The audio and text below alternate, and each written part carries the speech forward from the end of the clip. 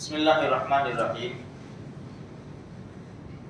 نبی کریم صلی اللہ علیہ وسلم کی پیاری بیٹی حضرت فاطمہ رضی اللہ تعالی عنہ، گزشتہ کل بتایا ان کی 5 اولاد تھی، حضرت حسن، حسین اور محسن رضی اللہ تعالی عنہم۔ حضرت محسن رضی اللہ تعالی عنہ نے بچپن ہی میں دنیا سے پردہ فرمایا، اور زینب اور ام کلثوم رضی اللہ تعالی عنہ، یہ 2 بچیاں تھیں۔ حضرت حسن رضی اللہ تعالی عنہ جب پیدا ہوئے، نبی کریم صلی اللہ علیہ وسلم کو خبر دی گئی، ہمارے نبی تشریف لائے، اور روایت میں یہ بھی ہے کہ اللہ کے رسول نے پوچھا کہ کیا نام رکھا؟ فرمایا حرب یعنی لڑائی والا۔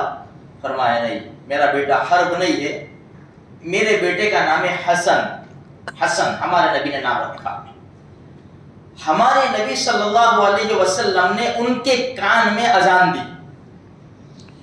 ایک تو نبی صلی اللہ علیہ وسلم کی زبان مبارک آواز، اور وہ بھی توحید اذان کے کلمات، یعنی 2 برکتیں جمع ہو گئی۔ نواسے تو ہے ہی ہے، اذان دی اور وہ بھی کس نے دی؟ نبی کریم صلی اللہ علیہ وسلم نے، اور توحید کے کلمات ہمارے نبی نے بولے ہیں۔ ایک مرتبہ ممبر کے اوپر خطبہ دے رہے تھے، حضرت حسن بیٹھے ہوئے تھے۔ حضرت ابوبکر صدیق رضی اللہ تعالیٰ عنہ فرماتے ہیں کہ اللہ کے رسول کبھی مجمع کو دیکھتے، کبھی حضرت حسن کو دیکھتے، پھر فرمایا ہذا ابنی، یہ میرا بیٹا ہے، ہذا ابنی سید، یہ میرا بیٹا سردار ہے۔ امید ہے اللہ کی ذات سے کہ 2 مسلمانوں کی جماعت میں یہ جوڑ کرائے گا، جوڑ پیدا کرے گا، یہ 2 مسلمانوں کی بڑی جماعت کے اندر۔ جب حضرت علی رضی اللہ تعالیٰ عنہ شہید کر دیے گئے، تلوار ماری، ہمارے نبی نے بتایا تھا، ہمارے نبی نے اپنی زندگی میں کہ بتاؤ دنیا میں سب سے بدترین انسان کون ہے، دنیا کا سب سے بدترین انسان؟ تو صحابہ اکرام کا جواب یہ ہوتا تھا کہ اللہ و رسولہ عالم، اللہ اور اس کے رسول زیادہ جانتے ہیں۔ جواب آتا تھا، پھر بھی احترام اتنا تھا ہمارے نبی کا کہ جواب دیتے نہیں تھے، کہتے کہ اللہ اور اس کے رسول زیادہ جانتے ہیں۔ ہمارے نبی نے فرمایا صالح علیہ السلام کی اونٹنی کی جس نے کوچے کاٹی تھی، قرآن اس کو کہتا ہے کذبت ثمود بطغواها اذ انبعث اشقاها، سب سے بدبخت انسان۔ پھر فرمایا میری امت کا بدبخت انسان کون ہے؟ خاموش۔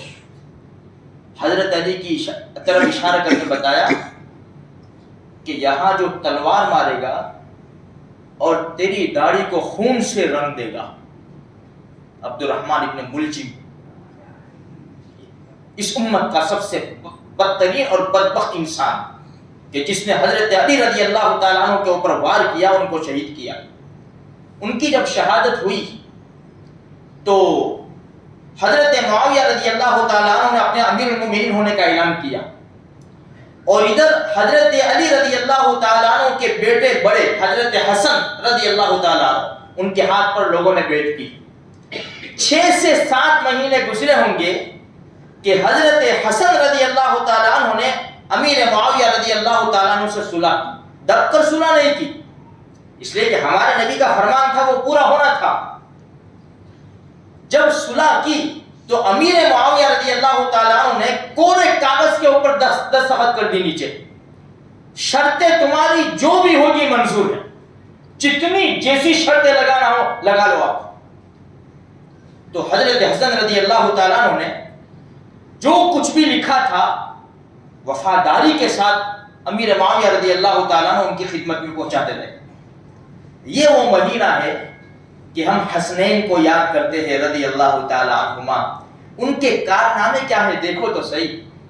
ان کے کارنامے یہ ہے کہ کسی کو تکلیف نہ پہنچے، لوگوں نے ان کو تانے دیے، حضرت حسن رضی اللہ تعالیٰ عنہ کو تانے دیے، کیا فرمایا؟ میں امت کا خون بہانا نہیں چاہتا، میں امت کو آپس میں لڑوانا نہیں چاہتا، ہماری یہ تعلیم نہیں ہے، ہماری یہ عادت نہیں ہے۔ صلح کی حضرت حسن رضی اللہ تعالیٰ عنہ۔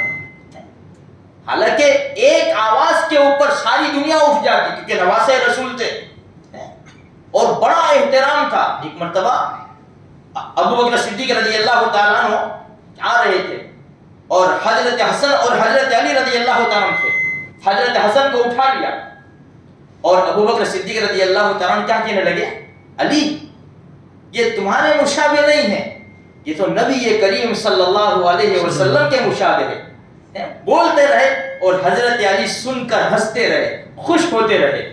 یہ وہ ہستی ہے میرے بھائیوں کہ انہوں نے کیسا کارنامہ انداز دیا کہ پوری امت کو جوڑ دیا.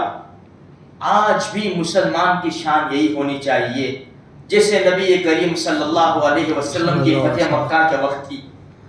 مکہ فتح ہوا, اونٹنی کے اوپر سوار تھے, جھنڈا تھا, فلیگ تھا اور سر اتنا نیچا کہ اونٹنی کے کجاوے کے اوپر لگتا تھا اور معافی کا عام اعلان معافی کا. حالانکہ سب کو چن چن کے مار سکتے تھے, سب کے اوپر قابو پا لیا تھا. عام اعلان کہ جاؤ ہم نے تم کو معاف کیا. کس کو؟ جس نے 13 سال مکہ مکرمہ میں ہمارے نبی کو ستایا, کتنے صحابہ کو تکلیفیں دی اور کتنے صحابہ ان کی تکلیفوں سے شہید ہوئے. لیکن عام اعلان. مسلمانوں یہ آج بھی ہماری شان ہونی چاہیے.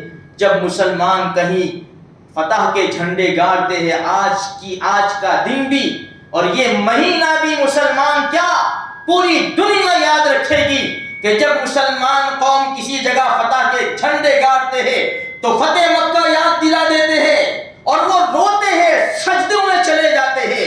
وہ خوشیاں نہیں مناتے, وہ جھومتے نہیں ہیں, وہ ناچتے گاتے نہیں ہیں.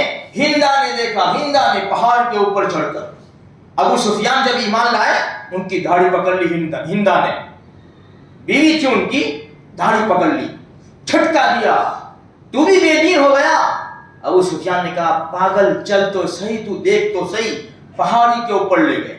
10,000 کا صحابہ کا لشکر, رات کا سناٹا چھایا ہوا تھا, چراغ جل رہے تھے. کوئی رو رہا تھا, کوئی سجدے میں ہے, کوئی رکوع میں ہے, کوئی قیام میں ہے, آنکھیں اشکبار ہے. ہندا ان کو کیا ہوا؟ یہی تو ہے, یہی تو اصل بات ہے. انہوں نے مکہ فتح کیا ہے, پورا مکہ فتح کیا ہے. ہم ان کے قبضے کے اندر ہیں لیکن یہ ناچتے نہیں ہیں, یہ گاتے نہیں ہیں, یہ اللہ کا شکر ادا کرتے ہیں. آج الحمدللہ ثم الحمدللہ مسلمان قوم نے وہ 1400 سال پہلی تاریخ کو آج یاد دلا دیا اور تازہ کر دیا. وہ رو رہے ہیں, وہ زمین کے اوپر سجدے کر رہے ہیں.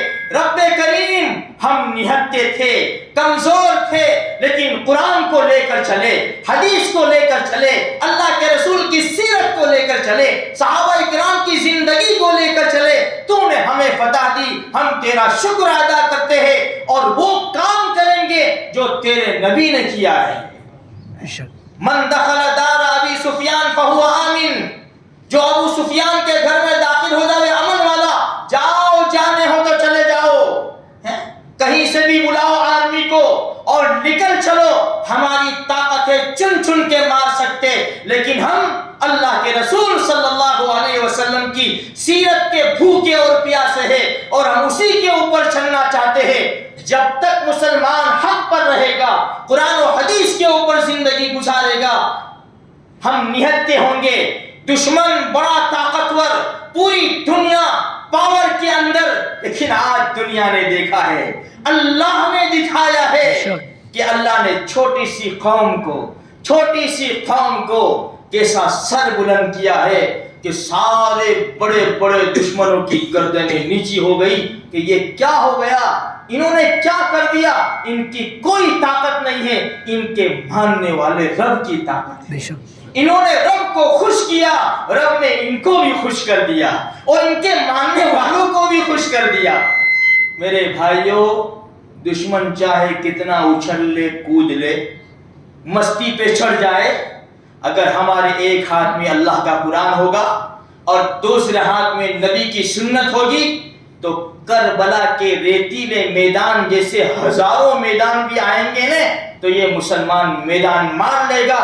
قرآن میں نہیں کہتا، قرآن کہتا ہے وَلَا تَهِنُوا وَلَا تَحْزَنُوا وَأَنْتُمُ الْأَعْلَوْنَ إِن كُنتُم مُؤْمِنِينَ. کیوں غم کرتے ہو، کیوں فکر کرتے ہو؟ ارے کامیابی تمہارے قدم چومے گی. شرط کیا ہے؟ ایمان والے بن جاؤ، ایمان والے بن جاؤ، اللہ کے غلام بن جاؤ، محمدی بن جاؤ.